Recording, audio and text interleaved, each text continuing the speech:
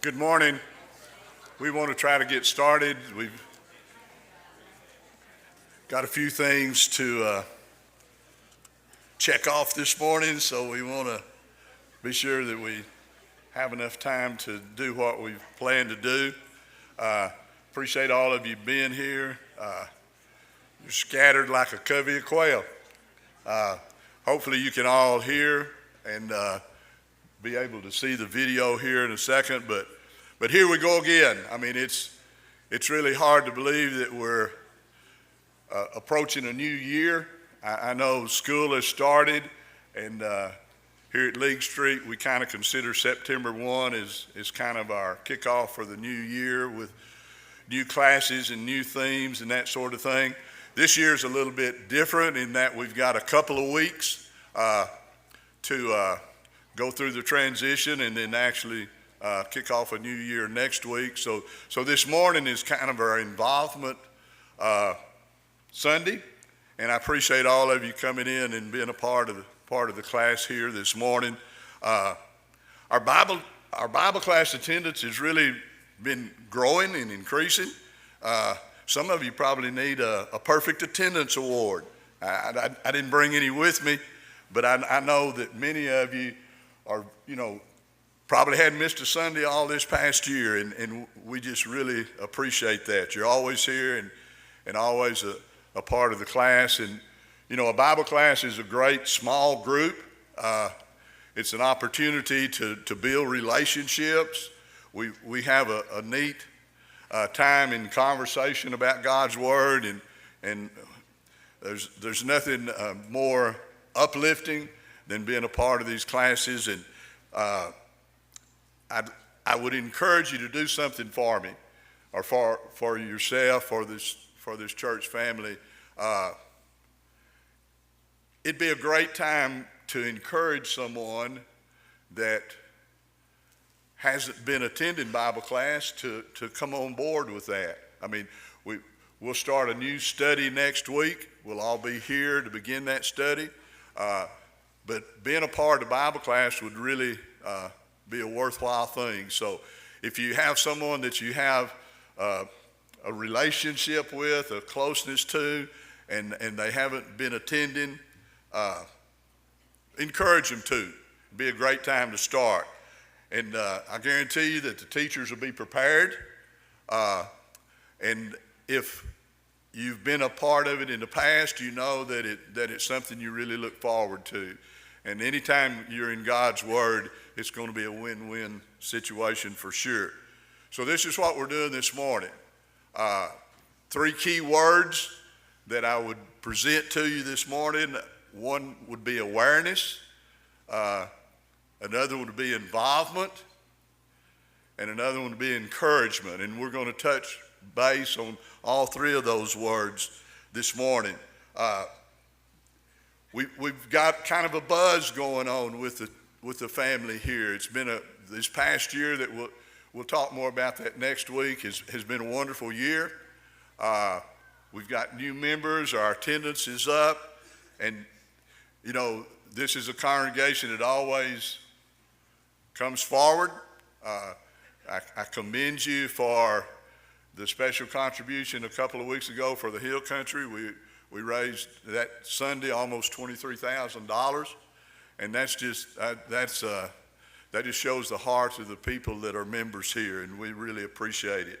We want to highlight our ministries this morning. We have a video that the staff has prepared. In no way does this show everything that's a part of League Street, because many of you have your own little individual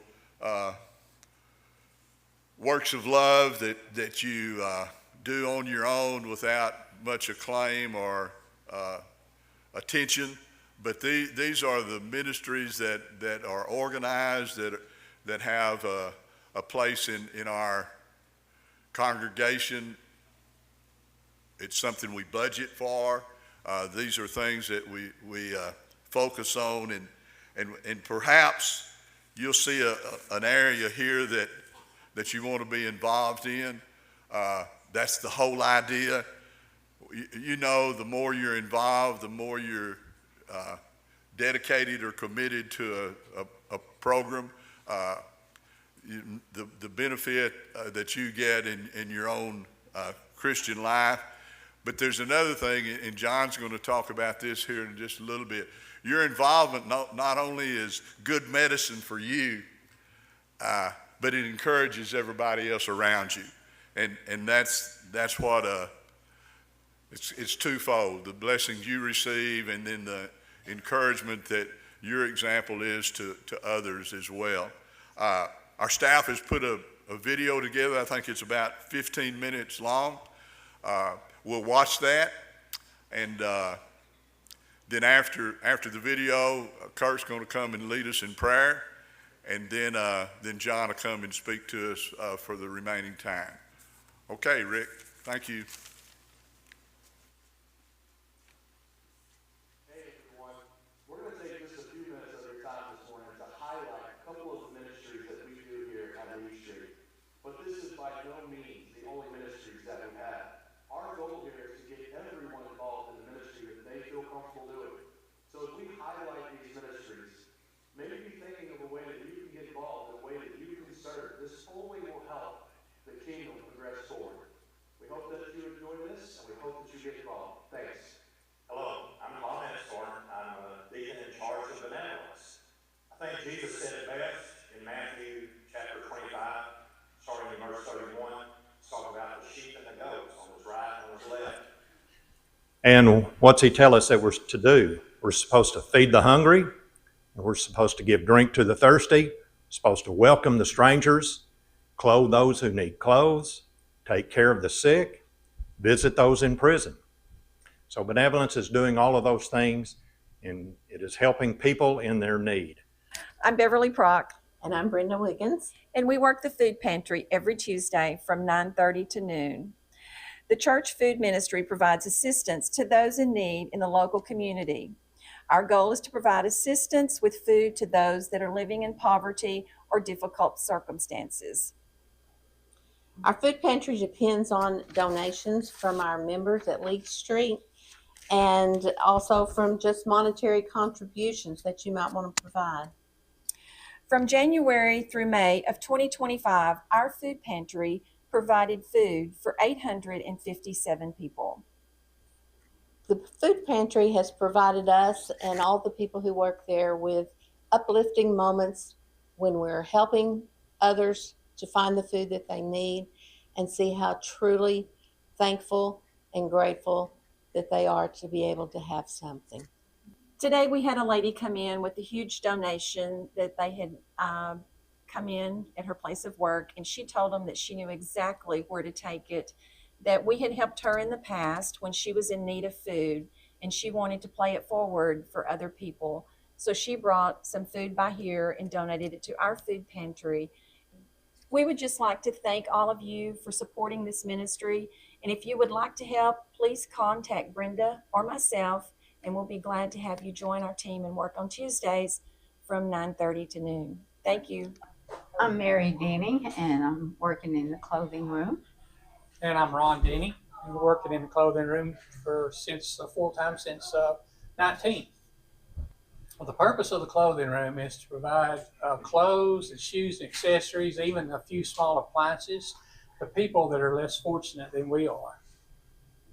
I enjoy the hugs and appreciation and thanks that we get from the people that come to the clothing room. And I enjoy being able to do God's will, and the feeling I get from serving people, and the feeling I get from serving with my fellow Christians.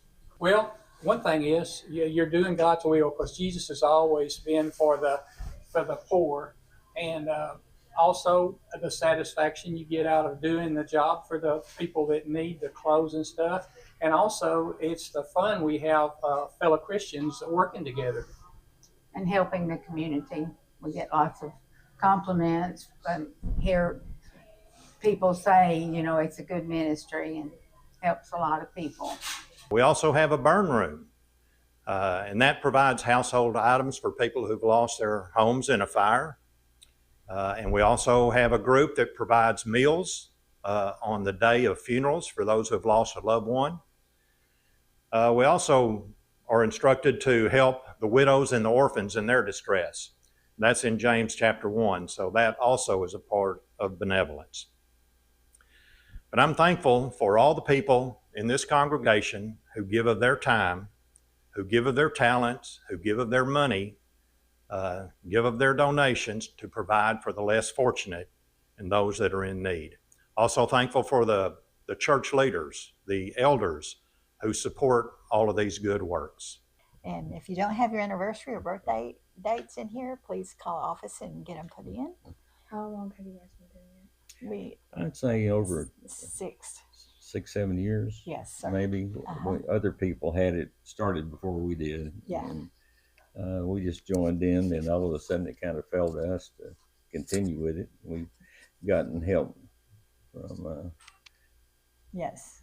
Deborah down there. Deborah Isham. Patty Fromberger. And before we worked with Kay McCool and Peggy Tully and Nick Nichols, and it's been a blessing for us too. And if you're looking for a ministry, we can use more people. The more cards we get out, the more encouragement we give to people. And we can call sometimes and visit sometimes. We don't get hold of people, but they always get a card. But let us know if we need to write someone and encourage them, please. That would help us a lot. If you have somebody who needs encouragement, please give us the names, and we'll be sure they get a card or even a call. So. I'm Kirk Reams. I'm Naomi Moyer. And we're here to tell you about Higher Ground. Higher Ground is a spiritual climb weekend in October and also in April of each year. There's one weekend for the ladies and one weekend for the men on October and in April. It's a great weekend to get together with other folks. Some of them have been in church all their lives. There's others that have never stepped into a church that come, and really it's a good weekend to connect and reconnect with God through stories, through testimonies, and just listening to what God has done in people's lives. So, Naomi, what's a special moment for Higher Ground for you? Well, it's more than just a moment. The whole time is pretty special, pretty spiritual. The people that you meet, some of them can be your lifelong friends. You definitely get a lot of prayer warriors in your back pocket. Just altogether a wonderful experience. Yeah, you definitely are not the same when you leave, right? That's correct. You go in not really knowing what to expect, but you come out a whole lot closer to God and gaining a lot of spiritual brothers and sisters. And refreshed. That's another good way to put it. So we'd like to invite everybody to come to Higher Ground. We've got brochures out in the lobby that you can pick up with the dates on there. And there's also a webpage you can go to tells you all about it.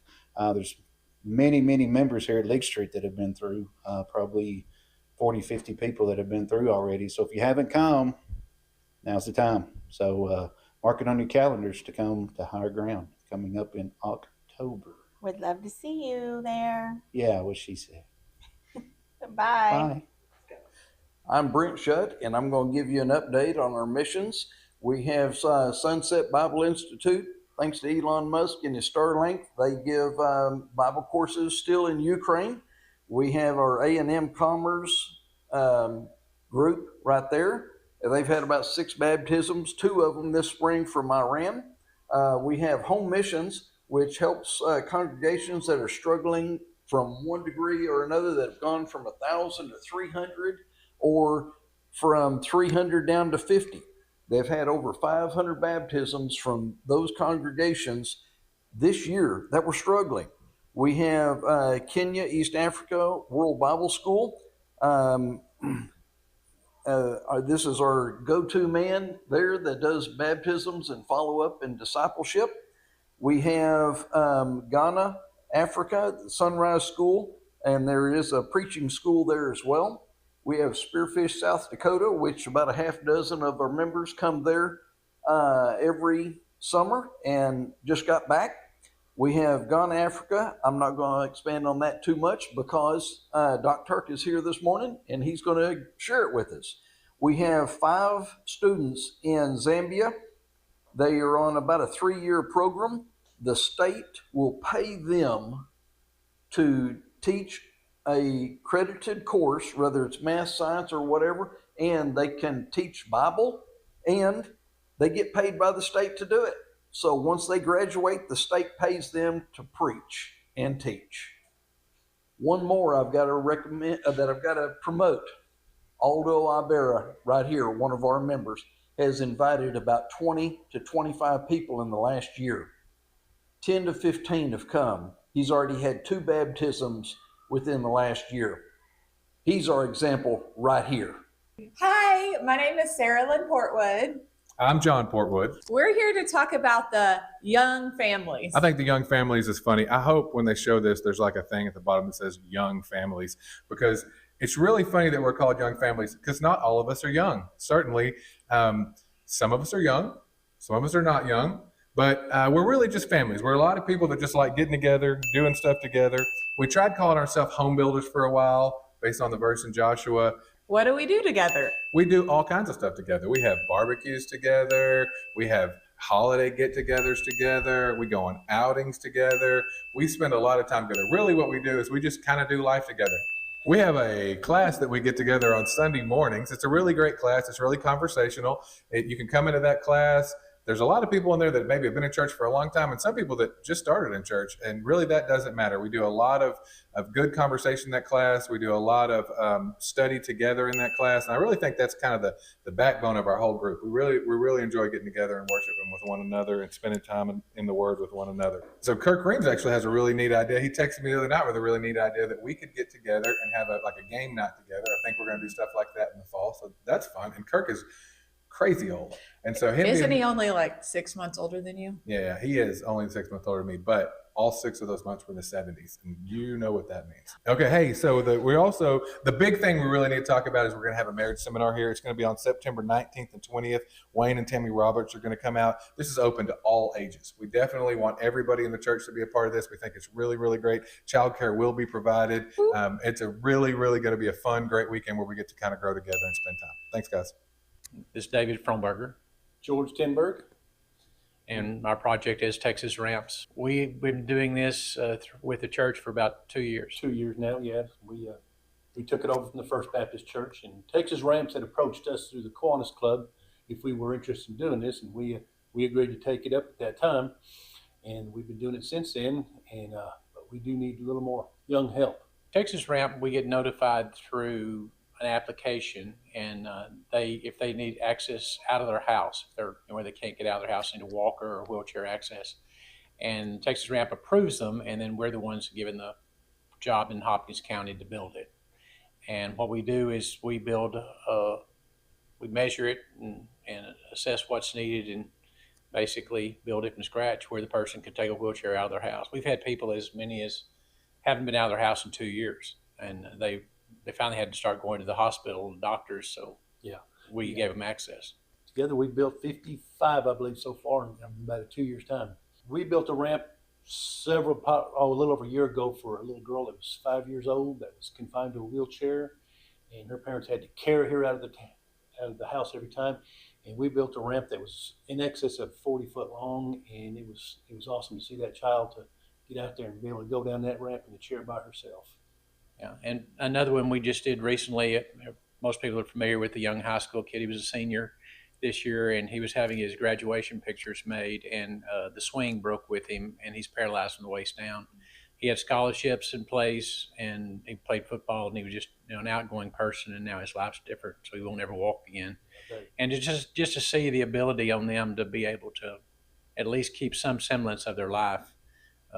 We do it for people from 4 years old, and we've done it for people that are 90. And every one of them has a different excitement for us because it helps every one of them. Some of those people you see the look on their face because they haven't been able to walk down down the steps or anything for a long time, and now it gives them some independence where they can come and go as they please.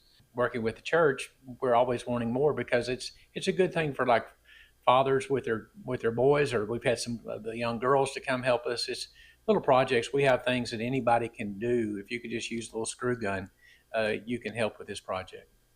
And we've tried to use this as a ministry too. We've tried to pray with these people after we get done with them, just to thank them for letting us do this for them, and they're so thankful to us for what we do for them.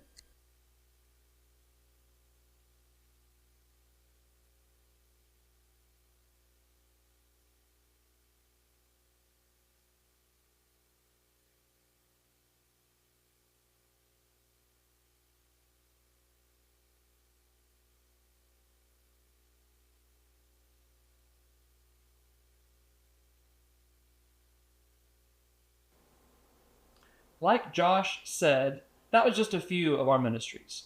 But hopefully you have an idea of some opportunities that you have to be involved. And maybe there's a ministry idea that you have that we're not currently doing. We'd love to hear about some of your gifts and talents and abilities and interests and ways that we maybe could reach our community in new ways through new ministries. So, where can you serve? How can you be involved today?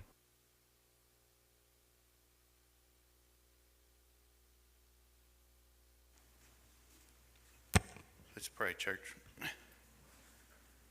Father God, as we see all these ministries that we have going on, Father, every one of them are geared to serve you, Father, to glorify you. We have such a loving congregation here, Father, of just wanting to do your will, to do your service, Father. And we're just so thankful for the hearts that we have here to further your kingdom. Father, there's people out there and that are lost and broken and don't know where to turn. And Father, a lot of these ministries reach out to those folks and let them know that they can have hope through you. Father, as we continue our class this morning and our service to you, Father, just ask that you would look down on us, and Father, that you're proud of what we're doing, that we'll continue to serve you in a way and manner that be pleasing to you. It's in your name we pray. Amen.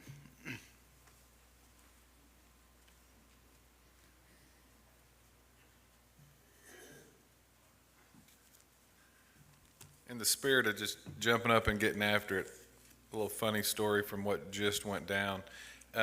Kirk Hennergart is who we asked to pray, and Randy said, Kirk's going to pray.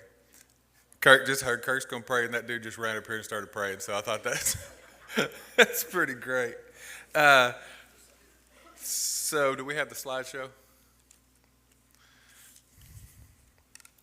I feel like I need to talk about togetherness since I'm up here. So I'm going to talk to you this morning a little bit about ministry involvement here at our church, and what our whoops, what did I do? Just a few minutes of your time. Hold on, there we go. Okay.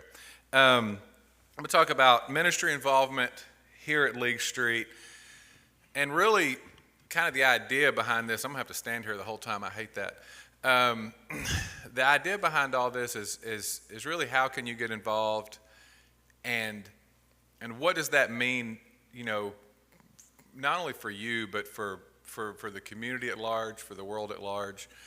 So first, we just want to look at why would you get involved? Why do we want to get involved in a ministry? Well, one of the reasons that we might spend time or look at becoming involved is that we are growing.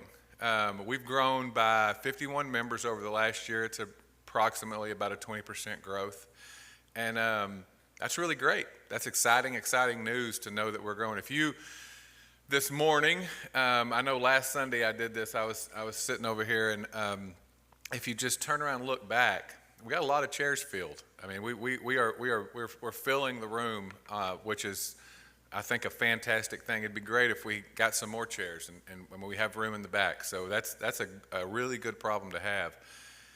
It also presents some opportunities. It presents new opportunities for us to not only serve each other, but to serve the community and to serve the world. If we have a group that is growing, there's a reason that that's growing. There's a reason that it's getting bigger. And I think that reason is that we're blessed. I think that people want to hear the truth. I think we're trying to tell people that. And I think also that God is using us. And so understand that there's a need when we have that type of growth to respond to that. And some of that response is in ministry. Serving helps you and it helps me. So when you get involved, you're not only doing for others, but you're filling your cup as well. I'm going to read from Romans 1. I'm going to read 11 and 12 to you. This is Paul writing, and he says, I long to see you that I may impart to you some spiritual gift and make you strong. That is, that you and I may be mutually encouraged by each other's faith. So Paul's writing to the Romans, and he says, I really want to see you. I'd love to be there with you.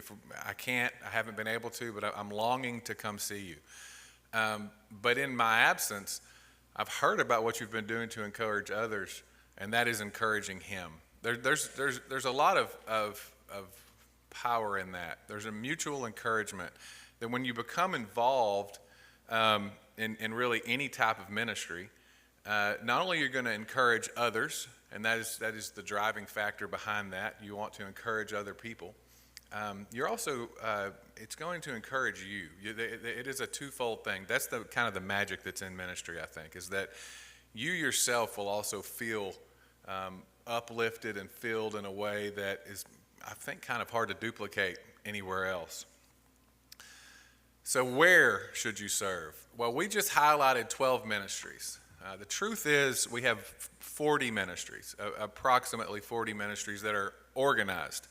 That's not to include many of the ministries that we have that are not on a list. But in preparation for this, I've tried to get a list of all the ministries, all the ministry leaders that we have, and it's pretty robust, which is, I think, a really, really good thing. We have some that are for kind of local community benevolence is what I put on that. We talked today about food pantry, the clothing room, the Texas Ramps, Dorcas, the singing ministry, and the burn room. But there's many more than that. And this is ministering to people that you might see in town, right? So this is local ministry. You might run into these people at Brookshire's, and there's a power in that especially when you talk about the growth of a church. So as our family here at League Street grows, spreading that love to the local community around us means a lot, and it could mean that more people want to see what we're about and want to come worship with us. All of this, and really, we need to keep this in mind as we're talking about it, is that all of this is to grow the kingdom. The whole idea is to lead other people towards Christ, and so if this local ministry is doing that, then it's successful. League Street Community Growth. So there are some ministries in our church that we I guess you could say we focus internally. They're going to expand and grow out, but we talked about the young families, the ladies ministry, the funeral ministry, meals, and there's many, many more like this as well. And this is ministering together with people that you choose to worship with. As you connect with a group, and I realize I'm speaking to Sunday school class right now, right? So these are most of the people that have connected with groups. But as you connect with groups, there's a deeper level of connection there to where you do life with one another, and it is a powerful thing. And in low times, it's an extremely powerful thing to know that you have that groups that you can count on. And that's what those ministries really spend a lot of their time and a lot of their efforts doing. And then we have far-reaching ministries. We talked about in the video card writing, higher ground missions. This is ministering to folks that you may never meet. And I think this is also what we're called to do. The Great Commission calls us to go and make disciples of the world. And so we're asked to do these type of ministries as well. Card writing, I think, is a really interesting one. When I watched the video, I got a thought in my head as I was watching Bill and Susie talk about our card writing ministry and the encouragement that is. And it's never occurred to me that as we all have people in life that aren't here, maybe they live elsewhere or they're not a part of this congregation, that need encouragement. And giving those names to Bill and Susie to send out for encouragement, they may be the Postal Service works, so they may be thousands of miles away, and that's okay. I think that's a really neat opportunity and a really neat ministry that we have going that tries to reach the world. Obviously, we're going to hear a lot today about specifically from Doc about some of our mission work, but our mission work is far more robust than that. There's a lot more that we serve than what we're going to hear about today. But those far-reaching ministries are very, very important and a very big part of what we do. So as we talk about what we have and we talk about why we should do it, the question becomes, how do you get started? So I would encourage you to start with prayer. I think that's where most people should start. If you're not involved and you would think maybe you should get involved, then I think it would be important to begin that process by seeing where God is leading you. What do you feel like? Is ministering locally more where your heart is? Is ministering abroad more where your heart is? But as you do that, I put a note in here that says, do you need to be uncomfortable to unlock your gift? I'm just going to speak personally. I've never worried. I've always been okay talking in front of large groups. It's never been a problem. I don't mind doing that. But for a long, long, long time, I didn't necessarily want to talk in front of a church group. I didn't necessarily want to teach a class. I didn't necessarily want to have much to do with doing any type of group that got together. I was fairly happy with just coming on Sundays and coming on Wednesdays and staying quiet and moving on. And so I had to become uncomfortable. I had to get to an uncomfortable place before I was led into that. I think there's some value in that. We know that we all have gifts. You can look in Ephesians, and it talks in depth about the gifts that we have and the part that we all play. But if some of those gifts are locked up because we don't want to become a little bit uncomfortable, then I think that can hinder us in moving forward with our ministry purpose. And so as you're in prayer about this, you should prepare yourself that sometimes God wants you to be a little bit uncomfortable, and that's okay. That's where we are. Once you get past that point and you decide what you want to do, then the next move would be to ask someone. We have a church staff here: Josh, Rick, Nathan, Angelica, and Emily. Rick, his new role with our church is connections, and so while any of our staff, I think, can help you, that would be a really great place to start. If you feel like you want to get involved in a ministry and you don't exactly know who you're supposed to talk to, Rick's a great place to go. He can connect you. To be clear, everybody that we're going to talk about here that you could ask is probably not going to know exactly all the ins and outs and the nuts and bolts of whichever ministry you want to work with, but they can certainly connect you with the person that will have those answers. Elders and deacons were all listed in the bulletin every week. That's another group of people that you could reach out to. You'd like to be involved. How can you be involved? And that's a group that can connect you with those people. I would say whoever you have a relationship with, hopefully between all of our staff, all of our deacons, and all of our elders, at least one of those people you have a close enough relationship with that you feel comfortable speaking to them about it. I would also say if you don't have that, then we need to fix that, and we need to fix that. That would be a failure on our part. But I do think that ideally we have those kind of connections here where we can do that. And the last thing I put on there was me. If nothing else, if you can't think of one person that to ask, if you don't want to ask staff or elders or deacons, I put my cell phone number up here. This matters enough to me. Reach out to me. I'm not going to know exactly, but I know who the ministry leaders are. I talked earlier, we have 40 ministries. Right now we have about 37 ministry leaders, which means 3 of them right now don't have anybody over them. And so, and I'd be happy to visit with you and put you in touch with the right person. It really boils down to taking that first step. It boils down to who do I reach out to? Who do I ask? How do I get involved? And so as I was thinking about what to talk about this morning, I thought, there's probably several people that want to be involved and just don't know how to get involved. And the last one is you can start one. You can start a ministry. If through prayer you're led to a ministry that maybe we don't have, maybe that is not currently in existence at League Street, but you feel driven and led that this is where you want to serve, speak to an elder or speak to a deacon, and more than likely it can get started. To be honest with you, most of our ministries really began with one person and an idea. There was one person had an idea, moved on that idea, and moved forward, and with that, they've flourished, and to now we have so many. A few more reasons why I wanted to share with you this morning. I'm going to read from Hebrews. I'm going to read three different pieces of three different scriptures to you here that I think, speak a lot to what we're talking about this morning. So Hebrews 10:24 and 25 says this. I've got to find it in here. It says, "And let us consider how we may spur one another on toward love and good deeds. Let us not give up meeting together, as some are in the habit of doing, but let us encourage one another, and all the more as you see the day approaching."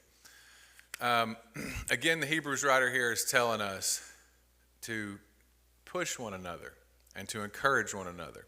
And I think that's what a lot of this morning is about. I think many of the faces that I see as I look out here are heavily, heavily involved. And I think that is a wonderful thing. But if you are heavily involved, are you connected with someone here amongst us that is not? And then and search yourself. Is it your opportunity? Is it your duty to try to spur that person towards that? If you're involved, you know the rewards you get from that. You feel that inside.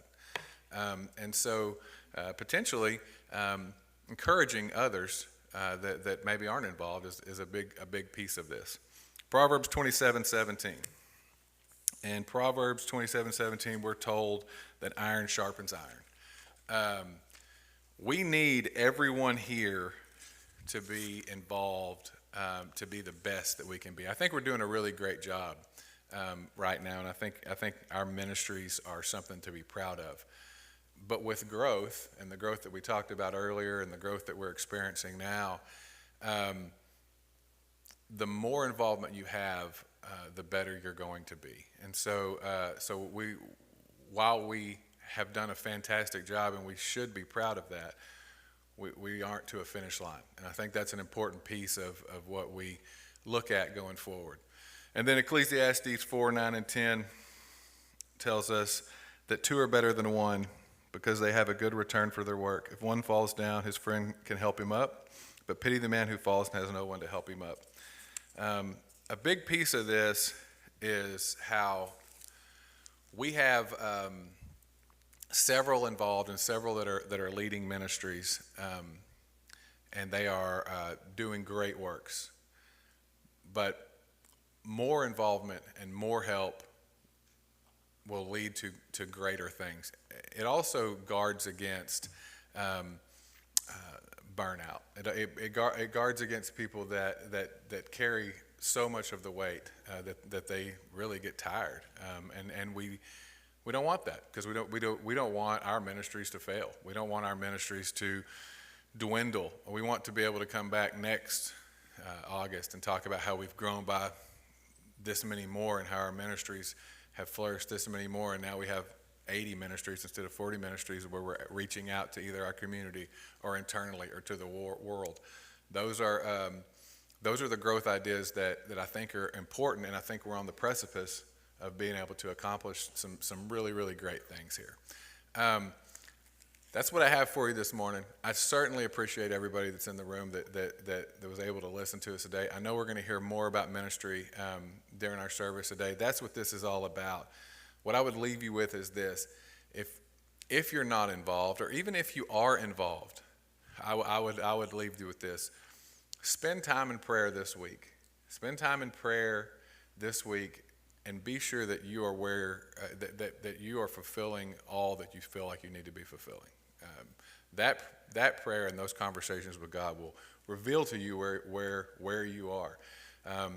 I'm gonna warn many of us that are heavily involved that you'll be led to do something, and that's great.